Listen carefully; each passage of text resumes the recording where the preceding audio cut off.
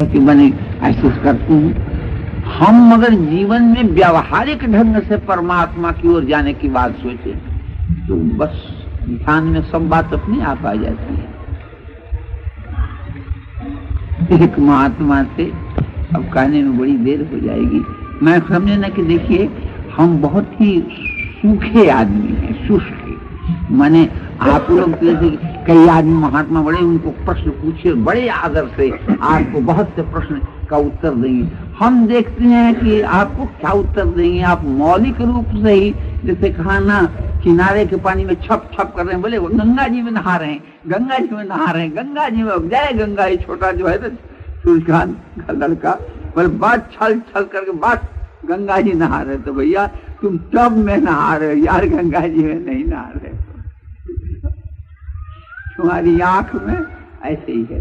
मतलब ये है जी, हम ये प्रश्नोत्तरी करने के लिए हम तैयार हैं। अब समझ में आएगी तो हम बात करें, सीधे बतला देंगे कि हम नहीं जानते भैया, किसी अच्छे व्यक्ति से जाकर के पूछो, कोई बहुत अच्छे काबिल आदमी से जाकर पूछो, पढ़े लिखे आदमी से। बस हम थोड़ा पढ़े लिखे हुए, हम अपना काम चला लेते हैं, किसी अच्छे बात से जाकर।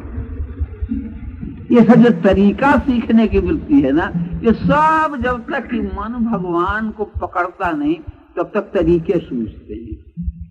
हम कहते हैं कहीं हमको कोई प्यारा लगे, किसी के प्रति हमारे मन में आकर्षण हो, उसके तरीका पूछने जाते हैं कि भैया जी आप बतलाइए किसी आदमी को याद करने का क्या तरीका है। अरे याद करने का तरीका क्या है, वो बस याद है और क्या, कुछ नहीं।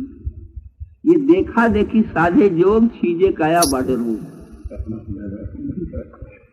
हम लोग जीवन में व्यावहारिक नहीं,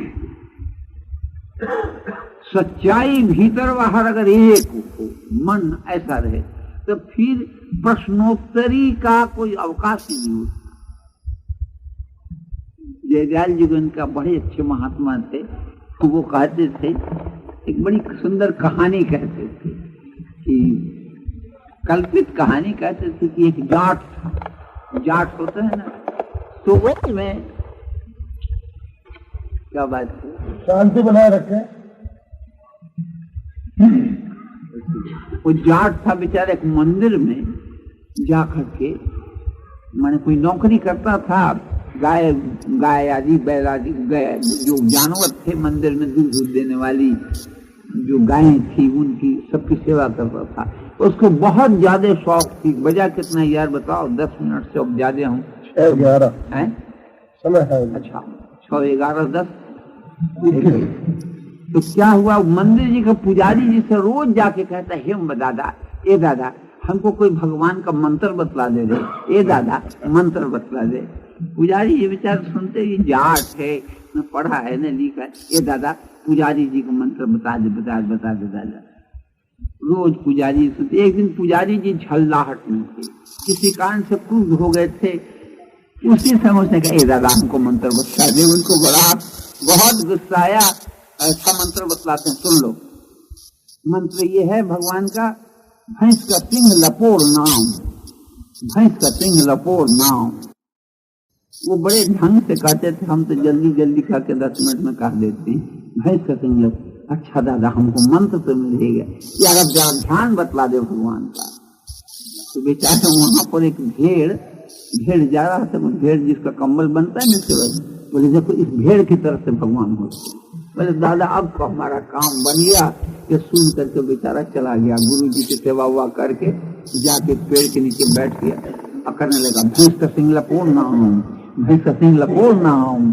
और ध्यान करने लगा भेड़ का, भैंस का सिंह लपोर ना हूं, भैंस का सिंह लपोर ना हूं।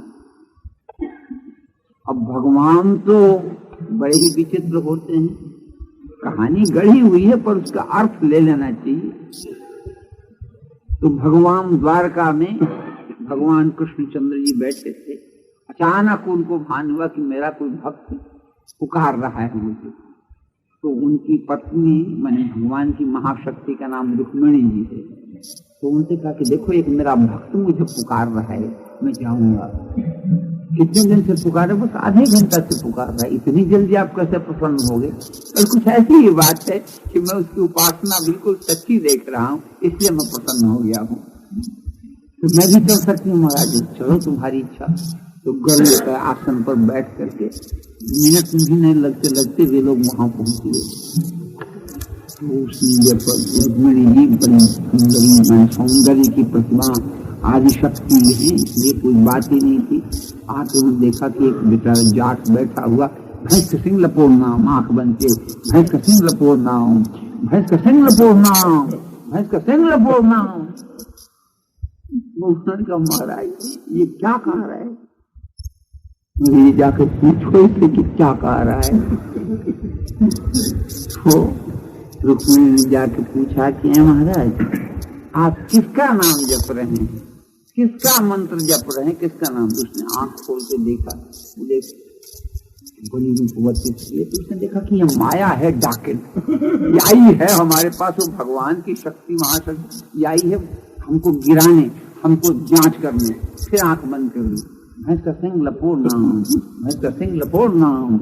ए भैया तुम बतलाओ न किसका कह रहे हो? बार बार पूछते पूछते उसको बहुत जोर से गुस्सा आ गया जाट को, कि तंग कर रही थी जैसे, बड़े जोर से गुस्से में भर के उसने कहा तेरे खसम का नाम। अब तो रुक्मिणी जी ने कहा कि भैया इसको पता तो है ये तेरे खसम का नाम कह रहा है। आई भगवान के पास महाराज, वो इतना तो का बोला कि तुम्हारे खसम का नाम है, तो मैंने कहा था ना, वो तो गुस्सा में कहा था। भगवान ने कहा अच्छा और जाकर के पूछो कि देखो कि उसके अंदर कोई ज्ञान है कि नहीं है, कि ऐसे ही कर रहा है। कहानी है, परंतु जयदयाल जी उनका बड़े महासिद्ध संत थे, उन्होंने कही थी, एक मतलब उनके मुंह से हमने सुना था, वही मैं कह दे रहा हूँ। तो बात क्या है, तो ऐसे ही करती फिर गई। महाराज ठीक है आप मेरे खसम का नाम ले बताइए, वे आए तो थे यहाँ पर कहाँ है? जो उन्होंने भगवान ने कहा कि देखो मैं ये तुम्हार जो माटी खोदते हैं ना उसमें मैं छिप जाता हूँ, और तुम जाके पूछो कि कहाँ है। तो वो बेचारे ने देखा कि ये डाकिन छोड़ नहीं रही हमारा, फिर आ गई हमको कह रहे, फिर आंख खोली ये फिर आंखें बंद कर दी। करते करते करीब 5-7 मिनट तक में महाराज वो आए तो थे, कहीं आप बतला दीजिए कहाँ है वे। उसको बड़े जोर से गुस्सा फिर आया।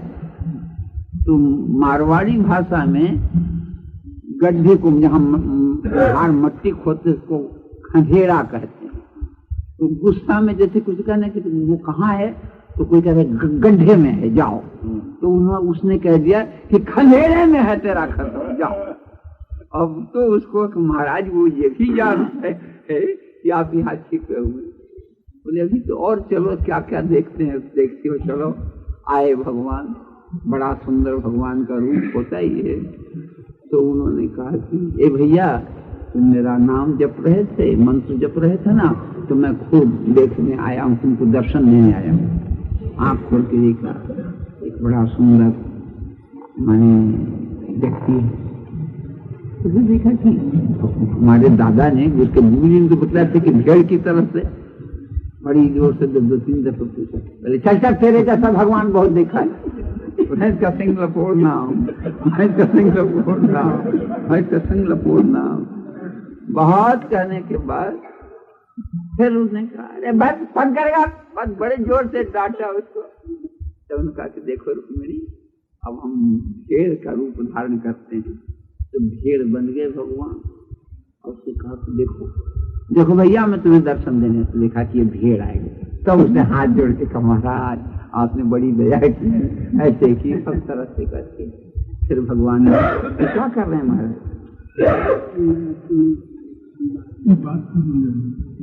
क्या चाहते हैं आप? प्रश्न पूरा हो जाए, एक मिनट ठहर जाइए, एक मिनट ठहरिए, पूरा हो जाए, ये प्रसंग पूरा हो जाए। सिंह लपोड़ नाम कर रहे थे तो आगे तक फिर भगवान ने अपनी माया खींची, उसको ज्ञान दिया कि देखो भैया तुम्हारे गुरु जी ने तुमको भगाया था और कुछ बात नहीं। तो वैसे ही वास्तव में ये बात तो ये केवल अपने किसी है, पर अगर आप भगवान को चाहते हैं, आप उनके लिए कोई मंत्र तंत्र साधन कोई सांप है कि उनको ये किया जा सकता है। आप जो भी उपाय कर लीजिए, अगर आपके मन सच्चे मन से आप उनको पुकारेंगे, जैसे आप उसका उपाय बतलाइए, तो वो किसी भी उपाय से आप उनके साथ संबंध जोड़िए, वो हाजिर हो जाएंगे कि चलो भैया तुम क्या चाहते हो। उनको पता लग जाएगा उसी क्षण कि जिस क्षण आप उनकी ओर बढ़ना चाहिए, और वे सब कुछ जानते हैं। आज तक अनादि काल से असंख्य विश्व ब्रह्मांड में कहाँ कब क्या हुआ है, आज कहाँ कब क्या हो रहा है, आगे अनंत काल तक कहाँ कब क्या कैसे हुआ, वो जानते हैं। तो आपके मन में एक कण भी सद्भाव आने पर, भगवान के प्रति आकर्षण होने पर, वो जान जाएंगे, उपाय मिल जाएगा। कहिए महाराज आप क्या पूछते हैं, वहीं बैठे बैठे पूछिए ना। महाराज जी आपसे समय दूंगा तो समय भी नहीं सका और इसमें बनी रही। तो तुमने भैया इनका नाम नहीं कहा? अखंड रूप से चिंतन कीजिए। मेरी कृपा तो बस इतनी है कि आप अपने पर कृपा कर लीजिए, अखंड चिंतन कीजिए, बस बात सब खत्म हो जाएगी। करते हैं तब फिर सवाल कैसे उठता है?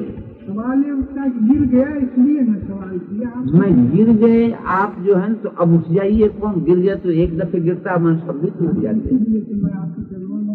देखिए मेरे चरणों में हमने उठ कर, जैसे वहां से चल करके आप आ गए यहाँ, वैसे यहाँ से उठ करके भगवान की ओर चल। तो क्या हमारी कृपा से ही ये लोग इतने जो है सबके सब कर रहे हैं?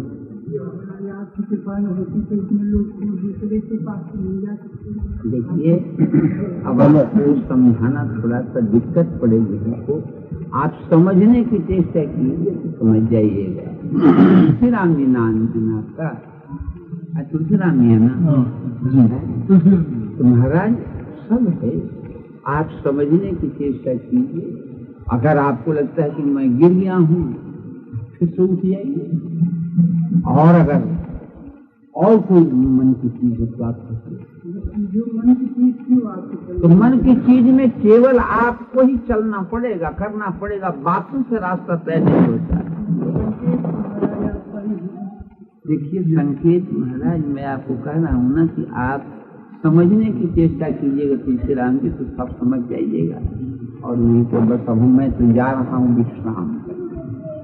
आप अब समय बहुत कम है, तो कोई सचमुच आप वास्तविक किसी की कोई समस्या हो जो सबके सामने कहने में आपत्ति नहीं हो तो कह दें, जिससे कि ये मन में किसी के न रह जाए कि समय नहीं मिला। समय बहुत कम है, सबको समय शायद नहीं मिल सकेगा। तो वास्तविक कोई प्रश्न हो तो फिर पूछ लेने, तो बाबा जाना चाहेंगे फिर।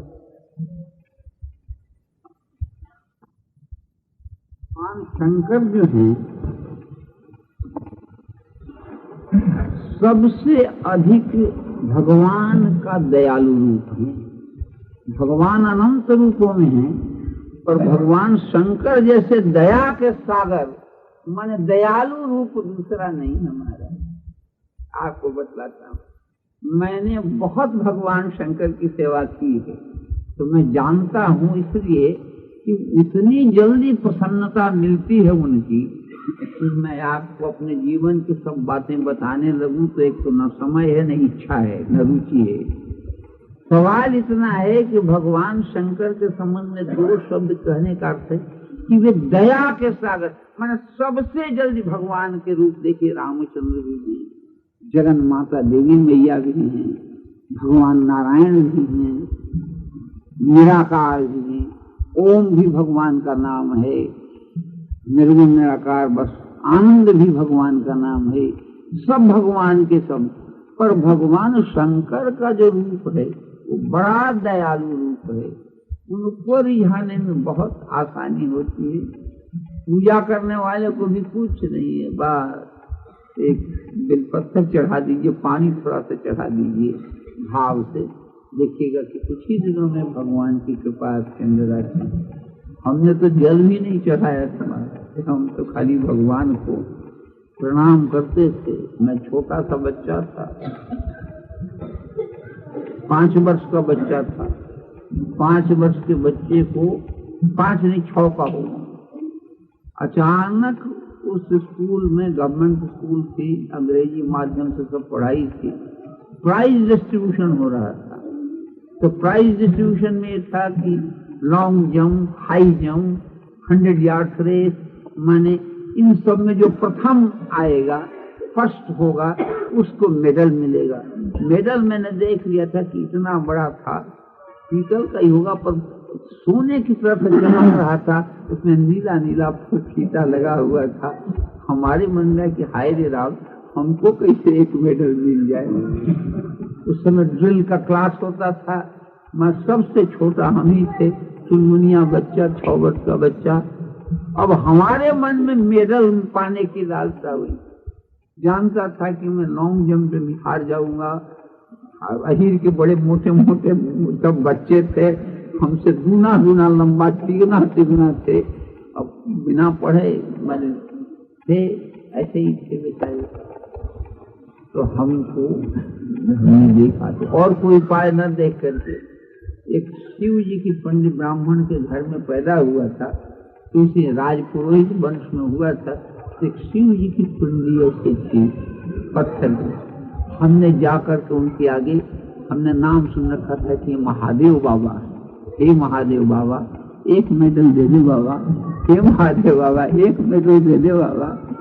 ऐसे ही हमने माथा, हमको कुछ दिखा नहीं महाराज, पर मेरे भीतर से ऐसा मुझको अनुभव हुआ कि बड़ी मीठी भाषा में कोई कह रहा है कि तू गीत गा, तू गीत गा, तू गीत गा। अब हमको ये तो पता नहीं लगा कि कौन कह रहा है, पर गीत गा। तो गीत गाने का अर्थ हमने यही समझा कि जैसे विवाह शादी में जिसकियां गीत गाती है ना, क्या कहते हैं की तो क्या करती है, ऐसे इसी को गीत कहती है। तो महाराज हम सबसे छोटे भैया थे, तो हमारी एक भाभी थी, बड़ी थी, तो उनके पास में गया, ये भाभी हमको गीत सिखा दो। उनका कह रहे तू तो पुरुष है बेटा, तू क्या गीत गाएगा? उनके नहीं भाभी हमको गीत सिखा दो। तो उसने हमको डालने के लिए, टरकाने के लिए, पढ़ी लिखी थी एक मासिक पत्रिका आती थी, क्या नाम था, स्त्रियों के लिए थी। तो उसमें एक पद फ्रंट पेज पर था, आगे बीच में था। उनका देख इसमें 2 गीत है बेटा, इसको जाके याद कर ले, बस गीत सीखने आए। हम गए, सीख लिया।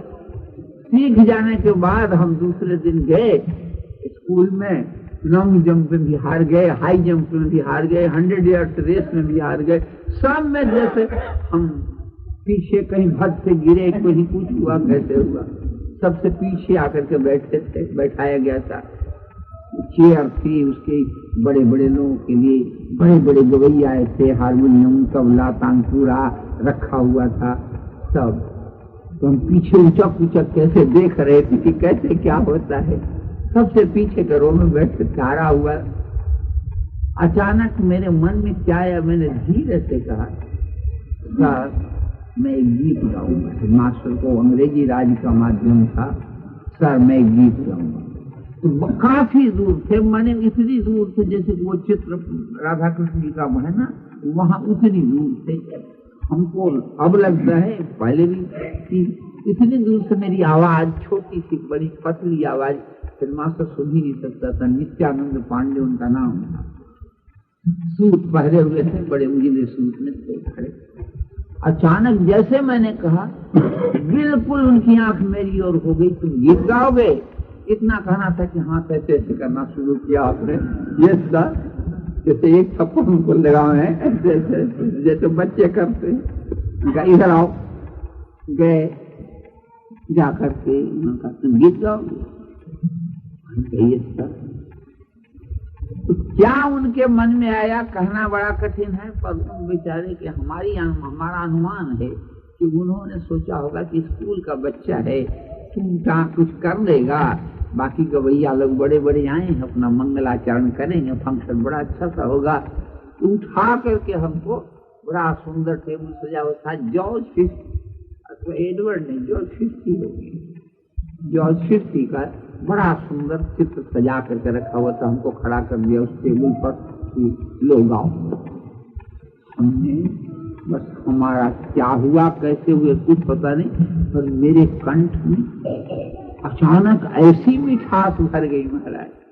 और मैं कभी संगीत कभी कोई जानता भी नहीं था, बड़े पूरे ताल लय में दादरा में हमने एक पद गाया पचला वाला, सुधी लीजिए प्रभु क्यों विसारा हमें। हमको 2-3 लाइन याद है जो कह रहा, अगम अगाध नदी कृष्णा की है, सूझे न इनका किनारा हमें, सुधी लीजिए प्रभु क्यों विसारा हमें, परम पिता तुम पुत्र नाथ में। इतनी याद है महाराज, और आगे की याद नहीं है। मैंने गाया, इतना बड़े बड़े गवैयों की आंख फट गई कि ये छोटा सा बच्चा इतने ताल लय में इतना मधुर स्वर है और ऐसा कहीं पर कोई भूल नहीं, और ठीक ठीक गा गया। फिर मास्टर ने पूछा, बेटा और कोई जानते हो गीत? हम कि सर एक गीत और जानते हो। उसने कहा और गाओ। तो मैंने गाया, गाने के बाद उसकी आंख से आंसू भरा हेडमास्टर के नित्यानंद पांडे को।